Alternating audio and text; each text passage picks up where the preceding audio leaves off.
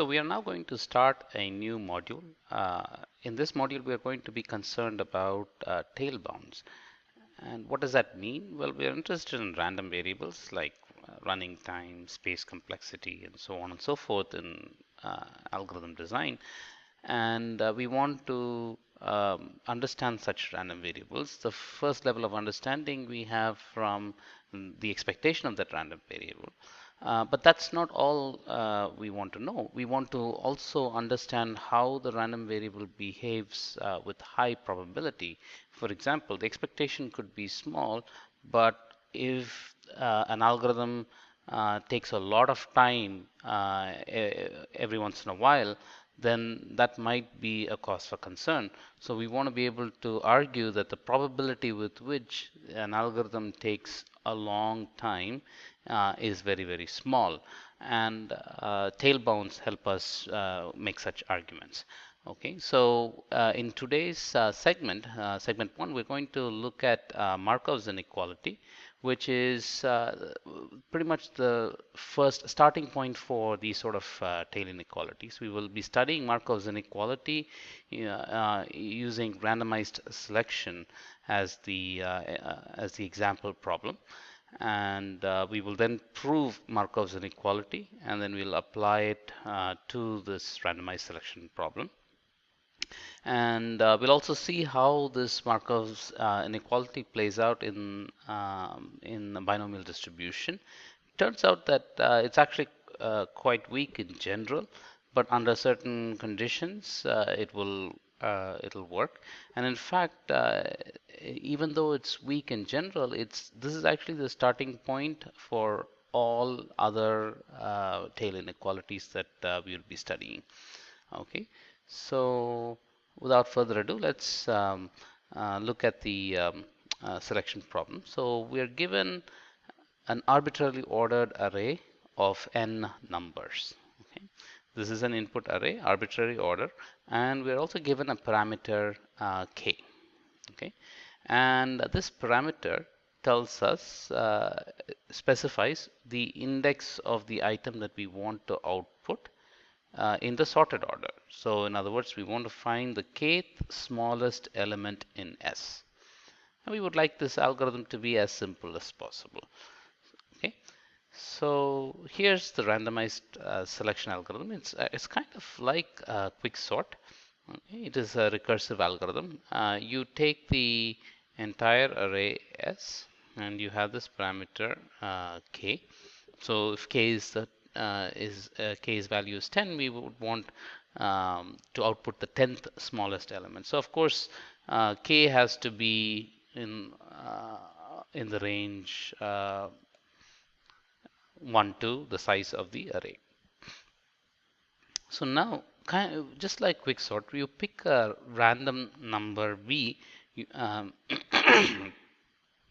and this v is picked uniformly at random from the set S. Okay? And now we partition S into 3 parts. Okay? S left arrow are all the items in S that are less than v. S down arrow is the numbers that are equal to v. And S right arrow are all the numbers in S that are strictly greater than v. Okay. And this can be done by a single sweep through the array S. Okay. And now it's quite intuitive to see where the kth smallest element will lie. Okay, if S left arrow has a cardinality that is more than k, then in fact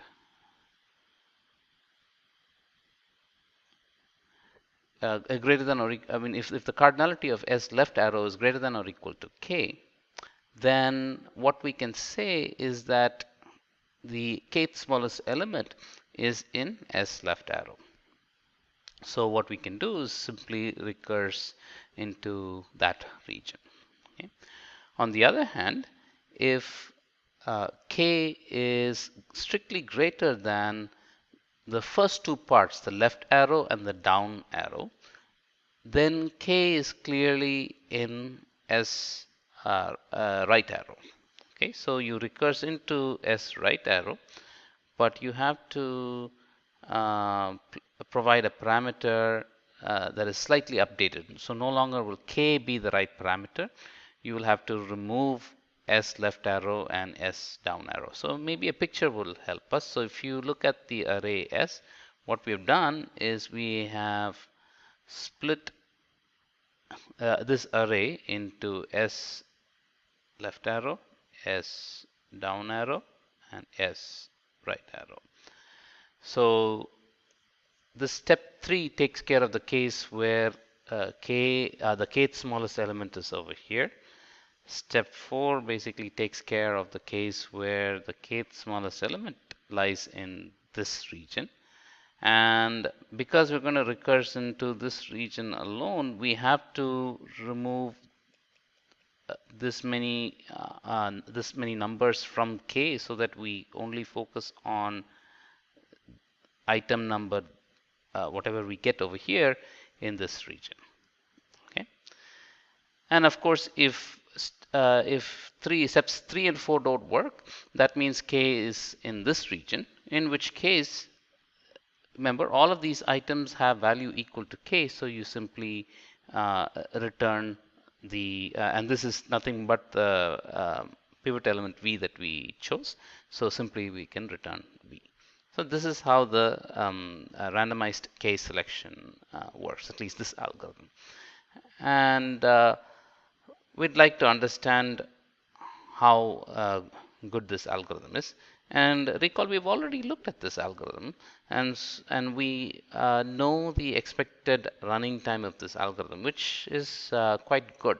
Okay, and we understood this. We studied the expected running time of the algorithm by defining these random variables Li and L0.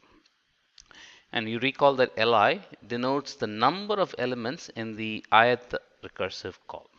Okay, and L0 is simply the number of items that we started with. It's basically the cardinality of S.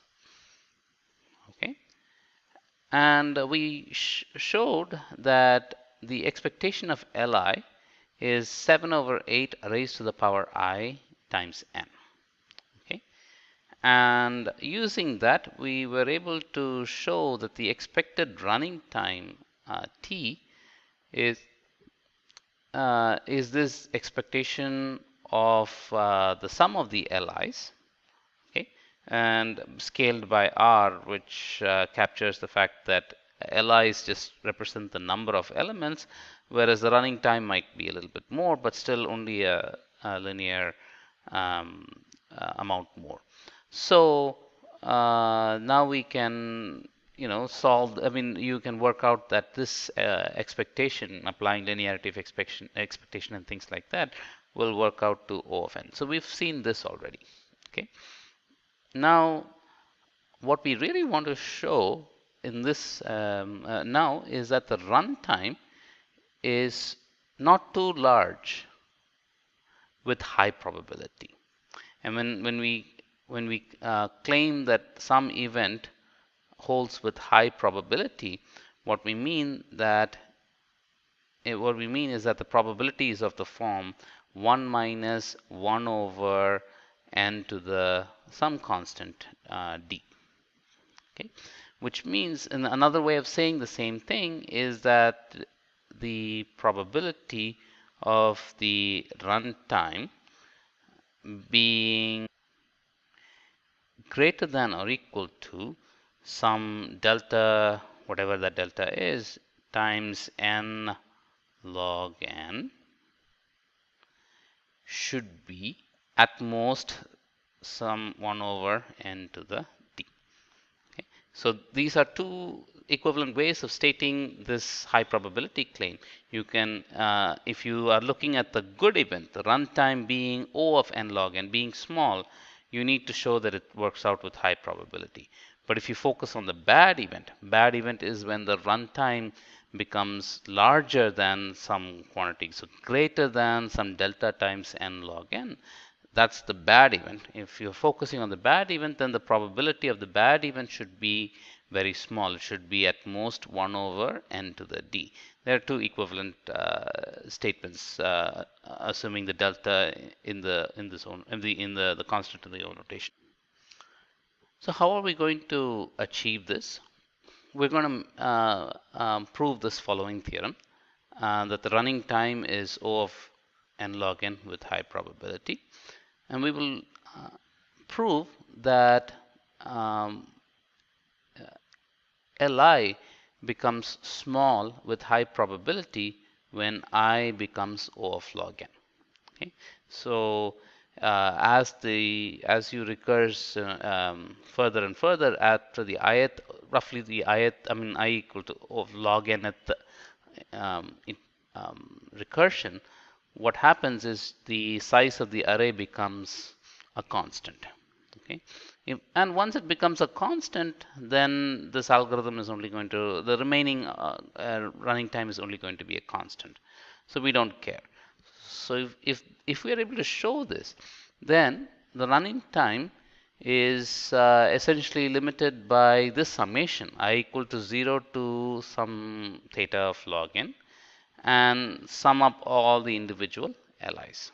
Okay, and of course there might be a scaling factor r coming, but that's only a constant. Okay, and so now if you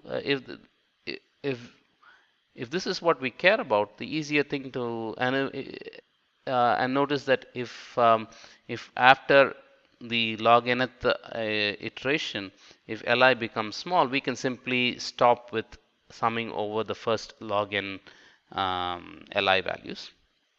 Okay, and so then that this can be upper bounded by this quantity. So here essentially what we're doing is we're replacing Li by a very gross upper bound n.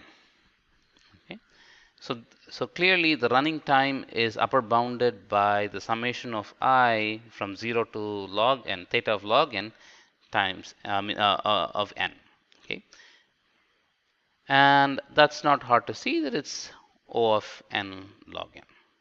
Okay, so now what remains to be shown is this, that the probability of Li greater than or equal to 1 is at most 1 over n when I is some theta of log n. So recall that we've already shown something about Li. Li is, we've already seen that Li is at most 7 over 8 raised to the power I times n. And we can write that as essentially take the 7 over 8 raised to the I to the denominator. Now we'll have to take the reciprocal, so it becomes 8 over 7 raised to the power I. Okay, now let us remember we are interested in the case where I is some theta of log n. So what we do is set I to be some c times log to the base 8 over 7 of n. Okay, and c is some constant. So let's see how this plays out.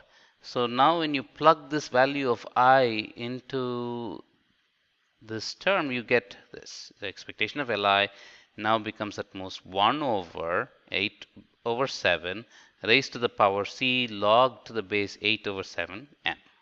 Okay, but what is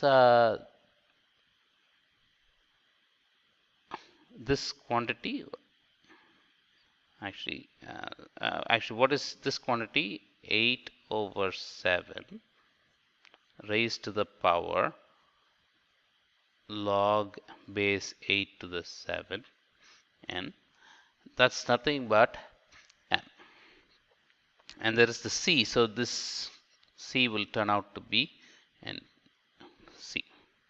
So this whole inequality becomes at most 1 over n to the c times the n, which is n to the 1 minus c. Okay. So what have we shown? We've shown that the expected value of Li is at most n to the 1 minus c when I takes on this value. So that's pretty small. So for example, when c is 2, this will become n to the minus 1.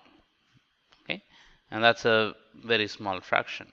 But that's not exactly what we want. We want to show that the probability that Li is greater than 1 is at most some 1 over n.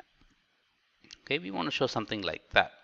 Okay, so we need a new tool for this, and this is where Markov's inequality shows up. Remember, we have been able to bring the expectation of Li down to something very small. We have to exploit that. Okay, so Markov's inequality states the following. Let x be a non-negative random variable. Okay, then consider any value a and ask what is the probability that x is greater than or equal to a, and that's upper bounded by the expectation of x divided by a.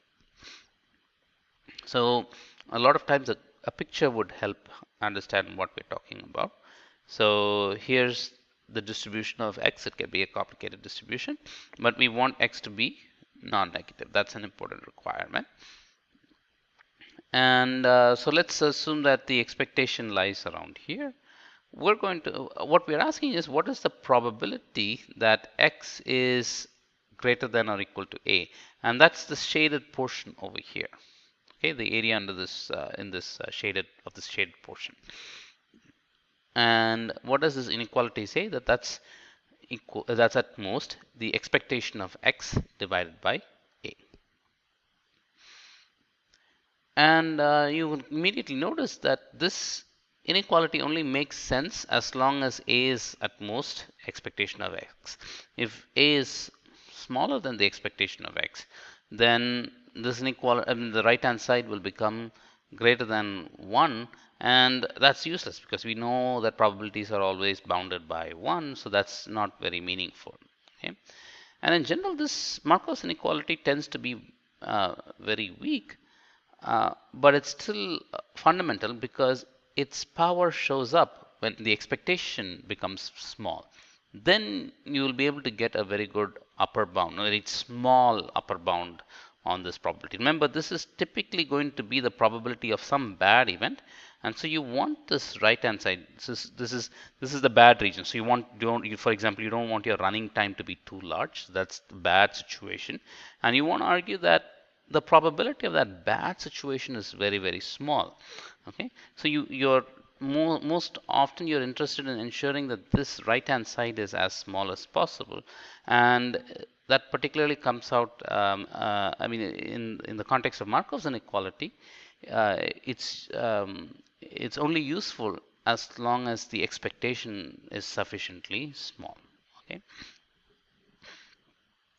so let's quickly prove this inequality. Let's define a variable I, an indicator variable I, that is 1 whenever x is greater than or equal to a and 0 otherwise. Okay, and this immediately tells us that I is at most x over a, because if x is greater than or equal to a, then I is 1 and the right hand side will be larger. If when x is when x is less than a, then I will jump to 0 and the right hand side will still be a fraction. Remember, x always is greater than or equal to 0. That's a requirement for this Markov's inequality. Okay. So now let's look at the expectation of I, and that's nothing but the probability. And because this is a 0-1 random variable, this is going to work out to just being the probability that I equal to 1. Why? Because this is, if you work it out, it's going to be the probability that I equal to 1 times 1 plus the probability that I equal to 0 times 0. So this term just will vanish away, and so that's why we are simply writing it as probability that I equal to 1. And that probability is nothing but the probability that x is greater than or equal to a. Okay, So which, remember, is exactly what we are interested in. Okay, so this probability that x is greater than or equal to a is nothing but expectation of I. Okay, these are all equalities, so I'm just using that, which is at most, now what is I? I is nothing but x over a, so that's nothing at most expectation of x over a. And by linearity of expectation, it's nothing but expectation of x divided by a. And that's exactly what we want. Okay, so now we have a handle on Markov's inequality. Essentially says that the probability that x is greater than or equal to some a is at most the expectation of x divided by a. Okay, so remember this. Now we're going to go back to the selection problem. So what do we know in the selection problem? When I is some c times log n, we get this. The expectation of Li is at most n to the 1 minus c. Okay, and remember now this expectation is sufficiently small when I is small. So now we need to what we're trying to show is this, something like this. Probability that Li is greater than or equal to 1 is at most 1 over n. This is the form that we want. Okay, and so to get this form, we have to apply Markov's inequality. And the nice thing is Li is non-negative. It's a running time or the size of the array, so it's non-negative. So we can apply Markov's inequality. Okay, so we ask what is the probability that Li is greater than n to the 2 minus c. Okay, that's nothing but the expectation of x divided by n to the 2 minus c just by applying Markov's inequality. Okay, and we know that the expectation of x in the, well, it's actually this x should be Li. Okay, and what is the expectation of Li? That's nothing but n to the 1 minus c divided by n to the 2 minus c, which turns out to be 1 over n. Okay, so now if you set c equal to 2 or anything larger than 2, then essentially, like specifically if you set c equal to 2, you will get probability that Li equal to 1 is at most 1 over n. And of course, if you increase the value of c, then you only generalize. Okay, and so this is exactly what we want. And that with that we complete the proof of this theorem, that the running time of this randomized selection algorithm is at most O of n log n with high probability. What we have shown here in this slide is this, that the probability that Li is greater than or equal to 1 is at most 1 over n. Okay, and you have to then so what we have, just to recall how this proof completes,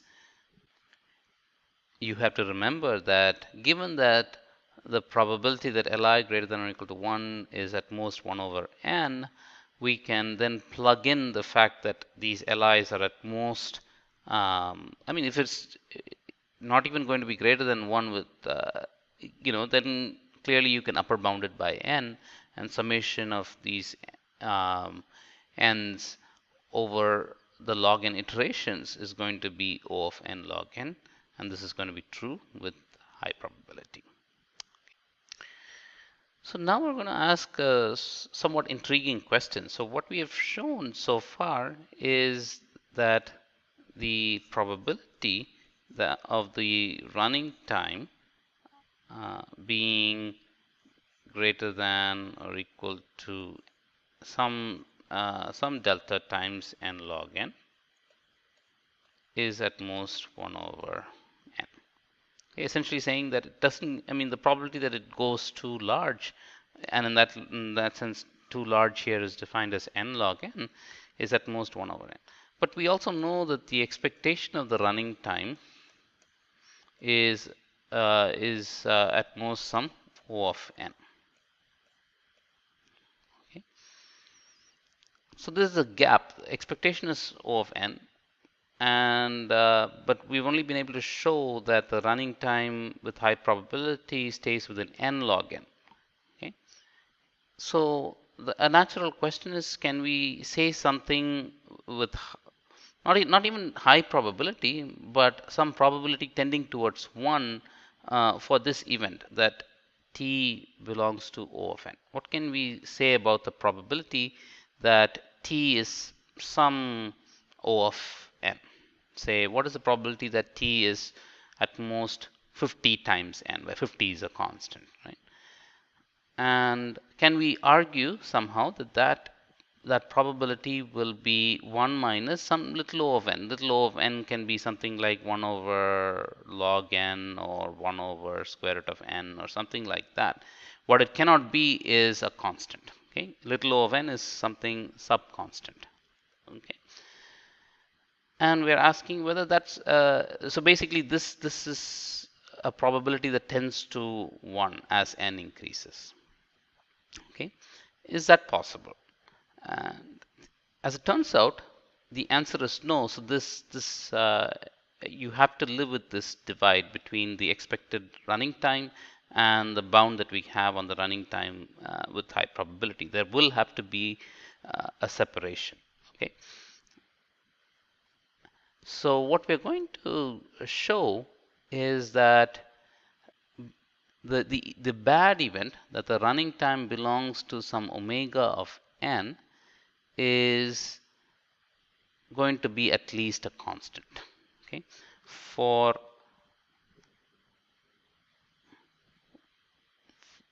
this to hold, this is the bad event should be should have been little o of 1, but that's not going to happen because we're going to show that that's going to be omega of 1. Okay, so that's what we're going to show now, and we're going to show that in a carefully constructed manner. Okay, so the bad event, this we're going to specify what we mean by t belongs to big omega of n.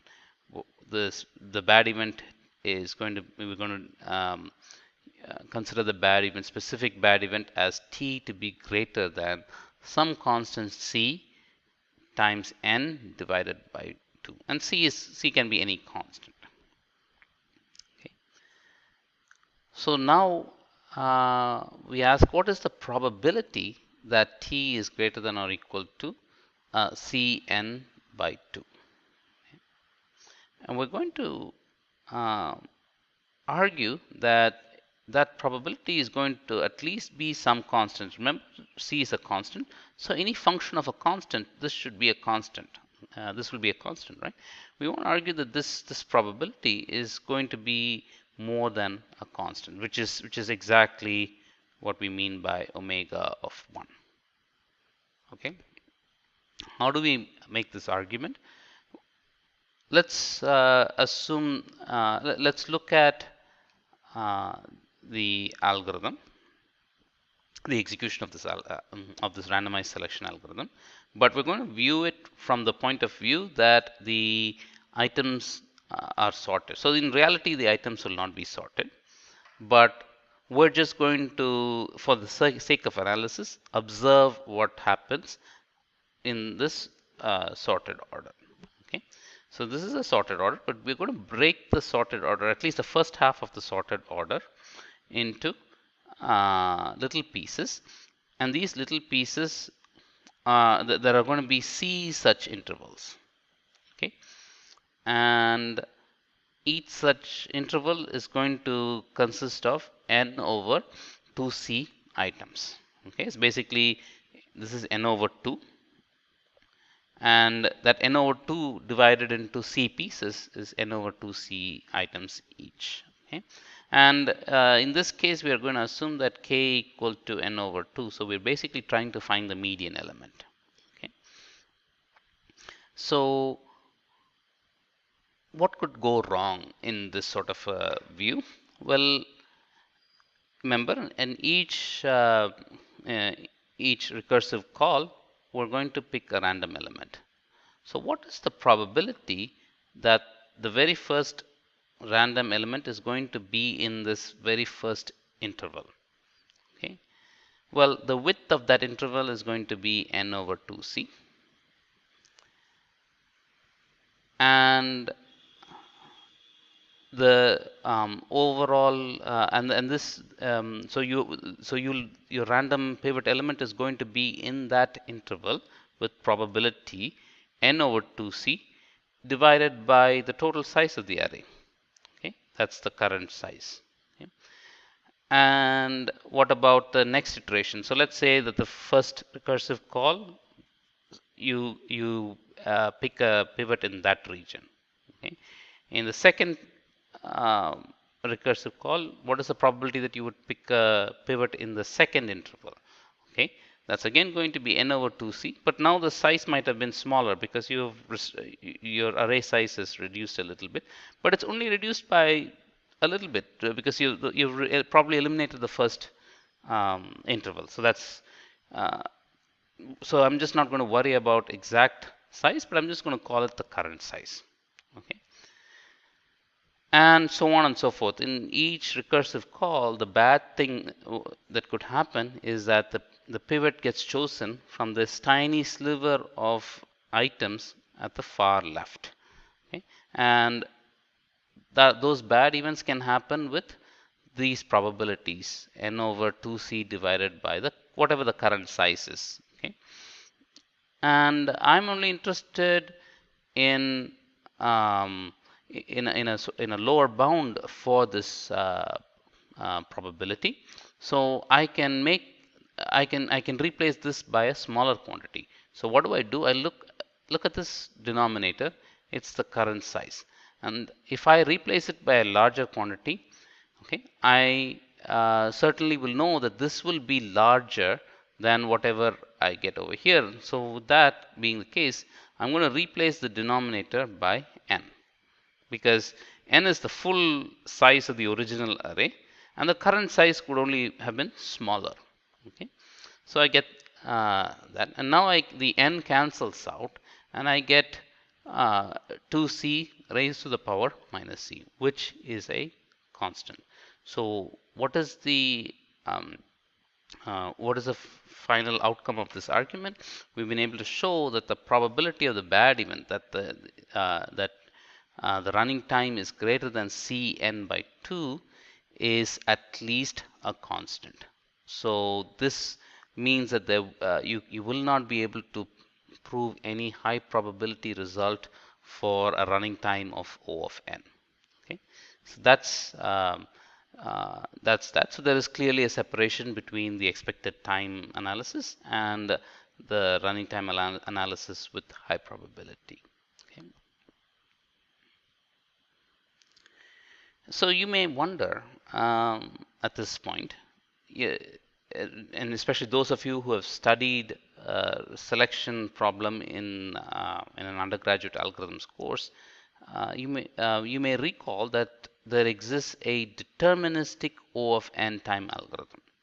Okay, and why not something better? As it turns out, little while later, we are actually going to see an improved algorithm, okay, which is actually going to run in O of n time with high probability. That's going to be a different algorithm. But this randomized selection algorithm that kind of resembles quicksort is unfortunately going to have this sort of a chasm between expected time analysis and high probability analysis. Okay. So now let's see, this whole randomized selection allowed us to explore this notion of Markov's inequality. We were able to exploit that to get a bound on the running time. Let's use the Markov's inequality to bound a binomial random variable. Okay, so it will help us get a sense of what it's useful for and how to use it. Okay. So now let's assume that x is drawn from the binomial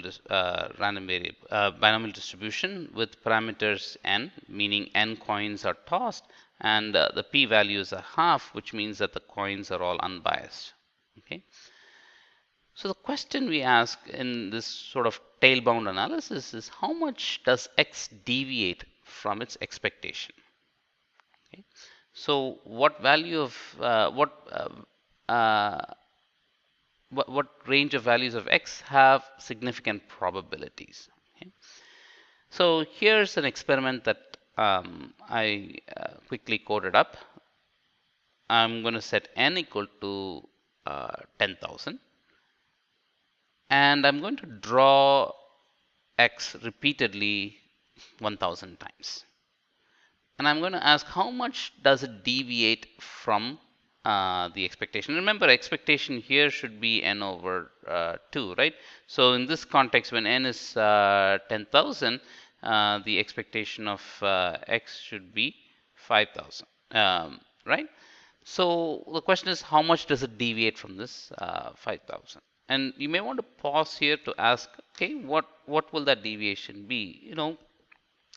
Can we say most of the time it's going to be within, say, 2,500 to 7,500? Or is it are you going to be able to see a wider range of numbers? So for example, remember we're repeating it 1,000 times. So how many times is it going to be less than 2,000, this x? How many times is it going to be greater than 9,000? Okay. These are all the type of questions that these tail bounds try to ask. And so you may want to pause a little bit to try and answer that question intuitively. Just think about it. Okay. And after you've paused and you've had some thought, let's come back to this. Okay. Now, having thought about it, okay, I'll show you a picture which might surprise you. Okay. So here I'm plotting on the x-axis, it's expectation of x minus x. So this is the 0 here actually refers to the 5,000 mark. Okay.